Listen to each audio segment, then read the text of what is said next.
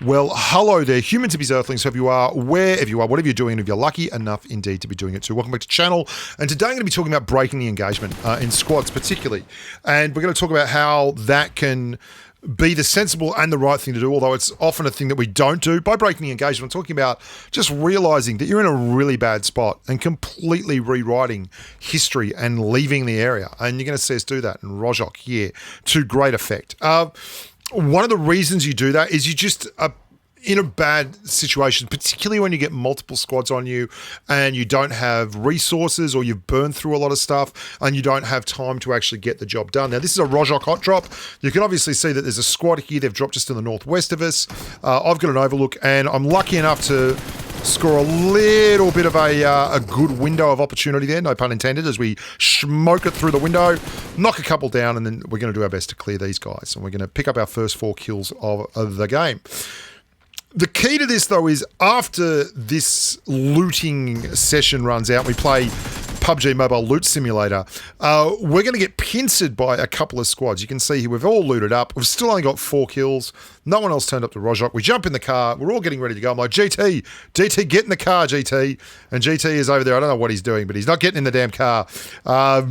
And obviously, this is going to go badly. It's going to go badly in a prodigious fashion because, yeah, as soon as we get in the car, we start getting pounded from all points. And we're not sure where the fire is actually coming from. There is someone coming in from the west, but there's also a squad coming in from the south, from the school area. And they're going to engage, and we're kind of be caught right down in the middle. I don't really want to have to go back down there, but A for Adam is knocked. So I'm going to try and actually get an overlook here by going up onto the rooftop and supporting by, and then I see that there is a car just turned up on the southern flank as well. This is not good. And now A for Adam is knocked again. McGinn was knocked originally, sorry. I get 1 knock there. I'm just trying to create enough of a disturbance that they've got to go and sort something out rather than focusing on our amigos over here. Now, while that is great, and we do get a couple down, these guys aren't like just going to go and revive. They're desperate. We get 1 kill. That's the guy who knocked McGinn. And then these guys poke up from the top. So we can't really effectively engage both squads at once. There's just too many overlapping fields of fire, and we are outside the circle. And this is where you've got to have the tactical sense to say, hey, the best thing we can do here is get the hell out of Dodge. There's 2 people knocked down here. I'm just trying to keep pressure down. I'm going to bring the car down to try to get to these guys so I don't have to run down the hill, because obviously there are a lot of people around getting involved. As I get down there, A for Adam's in the open. He gets hammered. I'm down. They are pounding from all over. Unfortunately, game over for Adam. No good at all. But McGinn and GT Hawk are up the back. So I've killed 1 guy. He's gone down. I knocked him pretty hard, then thirsted him hard. I was a bit furious that they'd managed to catch us napping. I was a bit angry at myself, if I'm honest, because we were quite late coming out. And my job as, like, I guess you call it, I don't know why that goes so high. It was right on his head. And then the reticle jumped up when I pressed the trigger. But, you know, as a squad caller, if you're making the calls on rotations, targets, all that kind of thing and tactics, and I am, then it's your fault when you're laid out of there. You should be making everyone move. Like, it's, if you say, come on guys, and they don't go anywhere, then it's their fault. But if they're all getting ready and you're the one who's late on the rotations, that's your fault as the caller.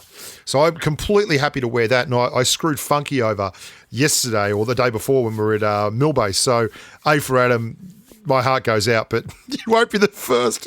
You're not the first. You won't be the last member of Bush's squad to cop it. But I'm trying to make up for it. So what I do here is just, Barney, get the hell out of town. I'm going to cover fire for the boys as they push back. We're going to get over the top of the hill. McGinn's going to go and get the Dacia that we saw earlier while in the course of our loot festival that actually happened. And those guys are now starting to engage. You can see there's a couple of guys at the top. There's a guy down the bottom, just went down the hill. I am still hearing gunfire, but, you know, the zone's moving. It's time to hit the road, as they say in the classics. There we go. And he's moving all over the place, that bloke. And he goes down once I fire at him. Excellent. Where to, though? Well, because I am a nasty bastard, I move directly to the very, very edge of the zone in the best possible place to overlook anyone who has to push through. And I know that there are no cars left. Unfortunately, there is someone in here already, which is a real bummer. So we've got to clear these guys first. And if we don't clear them, things are going to get rough. So Grens are in. McGinn takes out one of the Amigos who is out there. Excellent.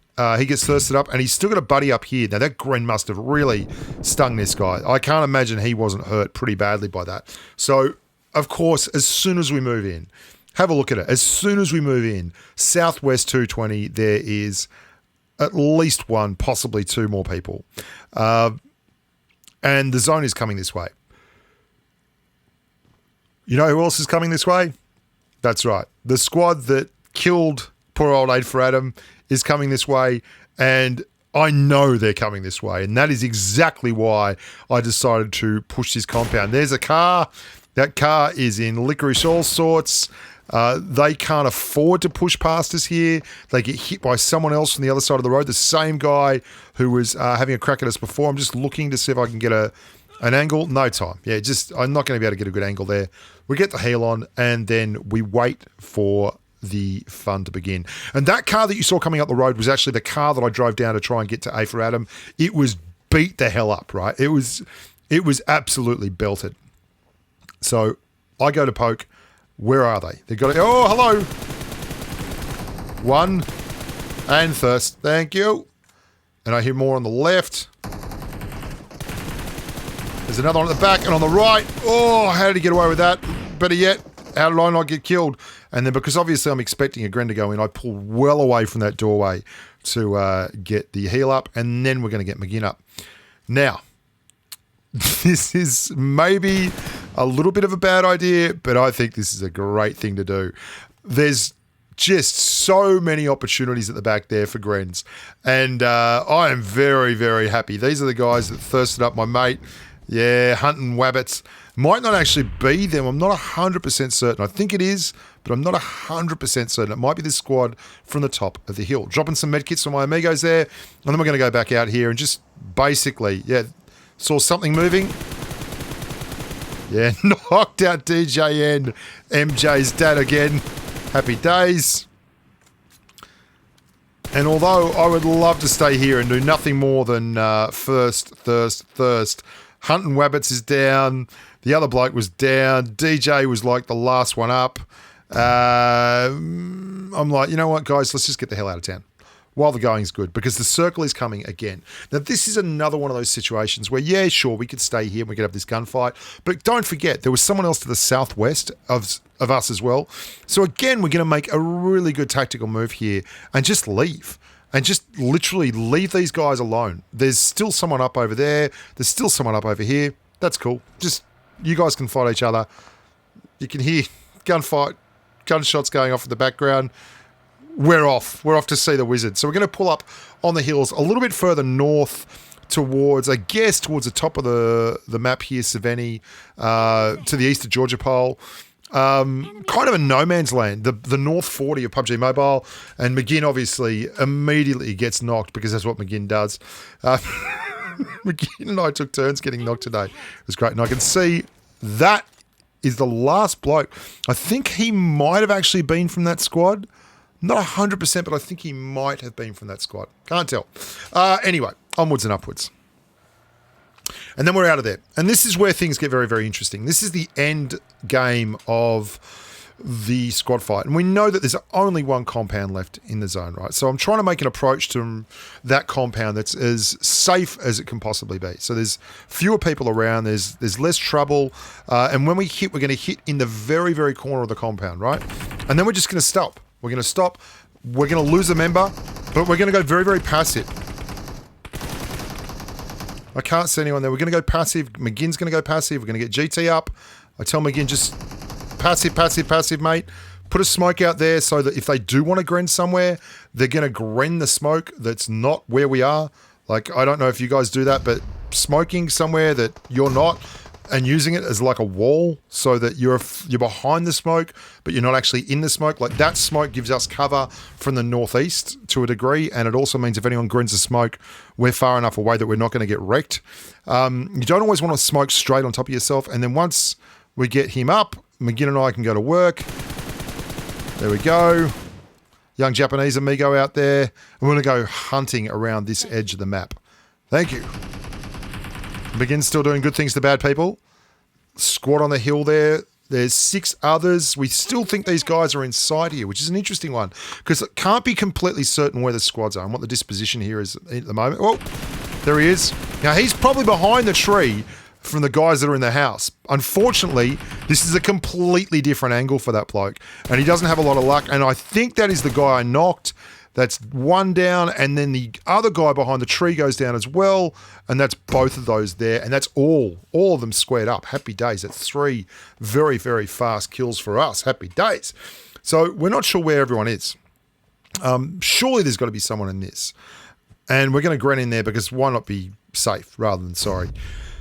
It's been pretty solid so far as a run. Like we've not taken all the engagements we could have taken, but we've taken the engagements that were probably smarter to take. And we know there's someone up there now. We've just heard the gunfire. They've taken someone else out with a Mini 14.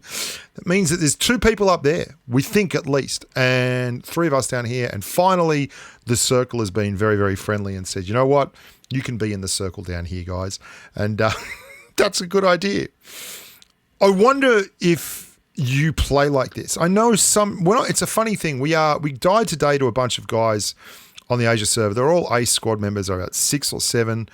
We put a crate up and they came and they drove a car up like 250 meters away, and then they all crept along the edge of a house and waited for us to jump in our car, and then all jumped out and blew us up. And it was like, Azza and I were playing together, and I said, that's 4 guys playing like they're in a duo, and we're 2 guys playing like we're in a full squad. And that's something I probably think needs to happen more from us, is that playing like this, when you're responsible for the safety of your teammates, like when you're making the calls and you're deciding on the tactics that you're playing with, you do tend to play a lot smarter. When it's just, 2 of you and you're just having a bit of fun, you play very, very aggressively, and it can get you in all kinds of trouble. I hope you guys enjoyed that. That was a little bit of fun, just having a good time, not a long time. Stick around, there's a lot more coming up. We started playing the new Rage mode and the Team Deathmatch thing, which in the arcade mode, which was hilarious today as well. And lots of content coming your way. Remember to visit thebushka.com for all the gun numbers, and just, share the videos. Like and subscribe. That'll help me a lot. Till next time, stay safe on the battlefield. Bye for now.